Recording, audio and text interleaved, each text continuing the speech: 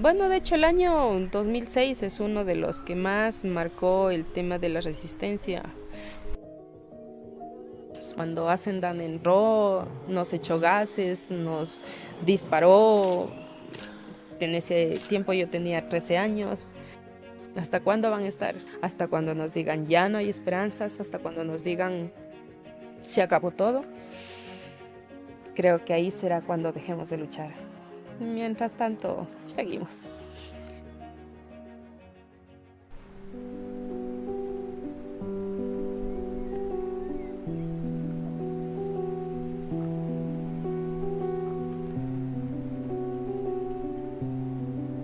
I live in northwest Ecuador in an area called Intag, Imbabura province.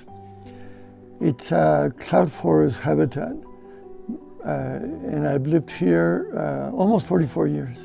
I live in an area known as Tropical Andes, which is the most biodiverse of the world's biodiversity hotspots. So far, we've identified 69 species of animals and plants in danger of extinction, including one of the most threatened primates in the world.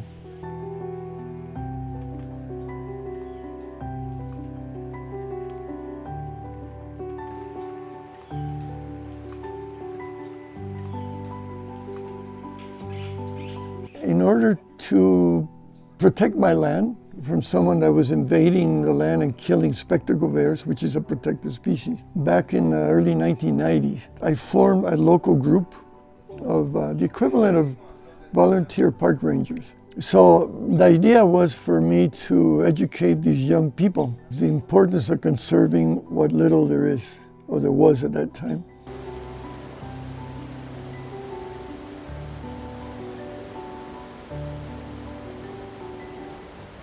And then, like 3 years later, we found out that there was some people mining in this area called Junín.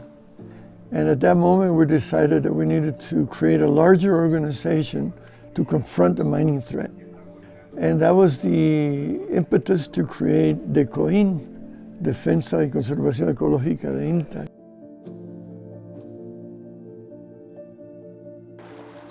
A subsidiary of Mitsubishi was here in the 1990s. At that time, Mitsubishi was the most powerful corporation in the world. They were invited by the Ecuadorian government to help them identify the mining potential of the country.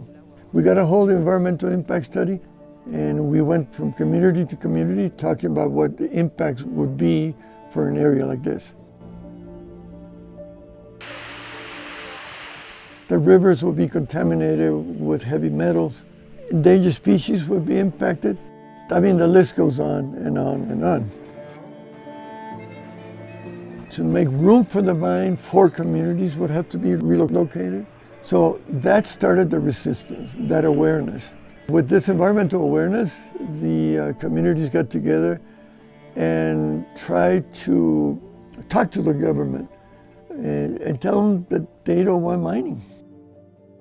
The government, as is the case in many countries like this, didn't really give a damn what the communities thought, which is still the case, unfortunately. 7 communities came together, they formed a committee, and they had enough. They took out all the equipment from the mining camp, and they burned down the mining camp, and that was enough for Mitsubishi. We had 7 years of relative peace. That inspired us to buy land for the communities that was sitting right above the copper deposit.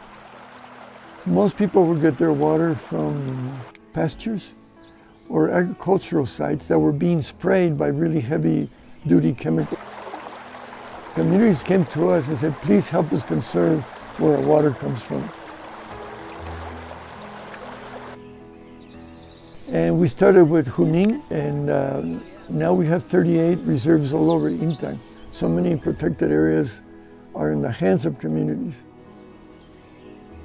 Most of the 38 community reserves that we bought are forested with native habitats. There's a few that were completely deforested, so we also helped establish nurseries for the communities themselves to grow the trees. And we got enough funding for reforestation mostly with native species. In some cases, we just fenced off cows and allowed natural regeneration, which I believe is best. The other thing that works long term is community participation. Communities need to feel a need to conserve certain areas. Otherwise, you can have all the nice laws in the world, but you have a different government come in and they can change it. It's happened here. And so far it's worked. We have about 12,000 hectares protected by local communities. We don't own the land, and that's also a key. We turn everything over to local governments or directly to communities.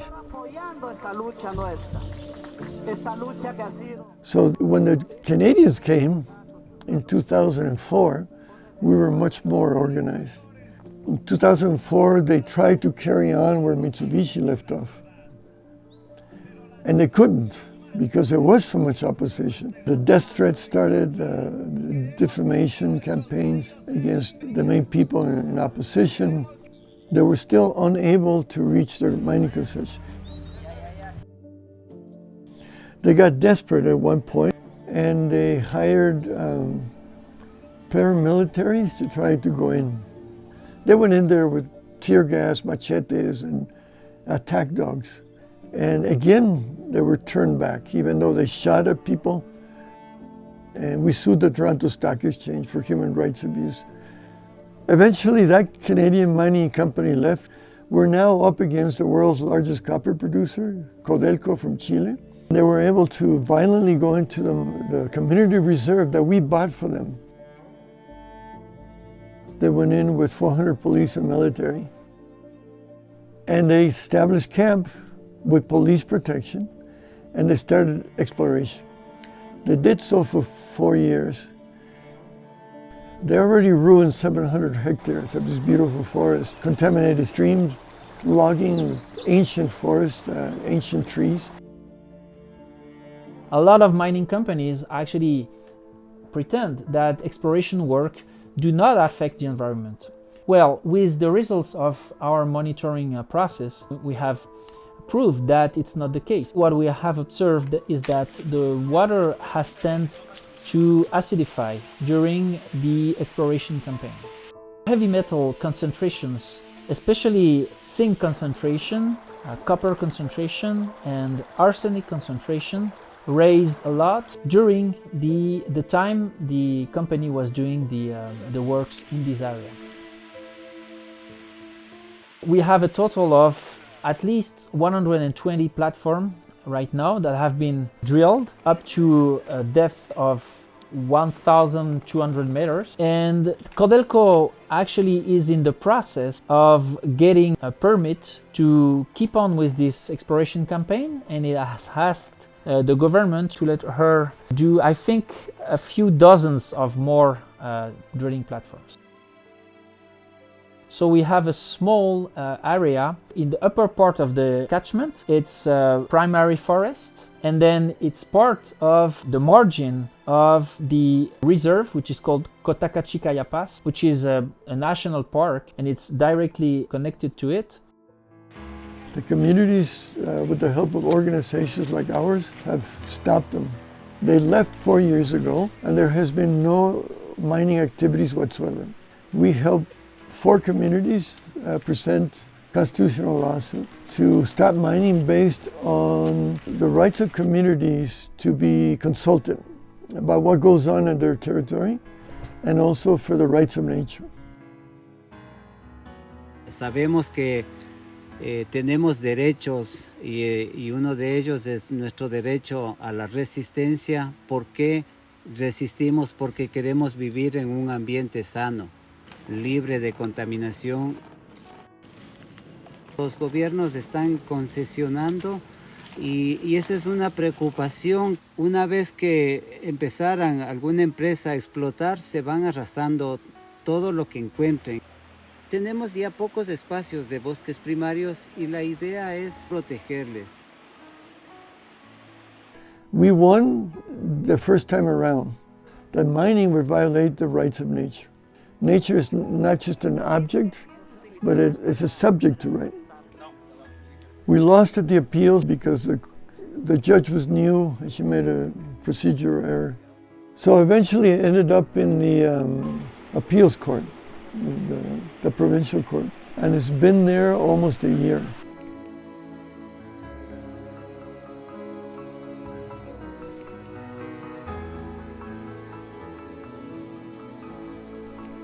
I think once I see such a stunningly beautiful forest, such diversity, pristine rivers and streams and waterfalls everywhere, there's no way, if there are decent people, that they will rule in favor of the government. If Codelco and the government win at the appeals court, they could start mining. People ask me, as an activist, how I can be doing this 28 years later. Most activists burn out after 5 to 10 years. And it's because I have this very strong connection to nature. But luckily there are enough young people now that are still resisting. Mi nombre es Zenaida Huachanmira, estoy en esta lucha prácticamente desde que nací y no pienso dejarla. ¿Cómo el gobierno permite eso? Nos pone una concesión minera encima de un sitio tan biodiverso. You definitely lose part of yourself to these fights, but you also gain this other beautiful aspect of nature that somehow nature appreciates what you're doing. Las empresas mineras nos quieren atropellar, van comprando conciencias y nunca lo han de lograr. Lucharé día a día y sé que triunfaré, por amor a la vida mi sangre derramaré.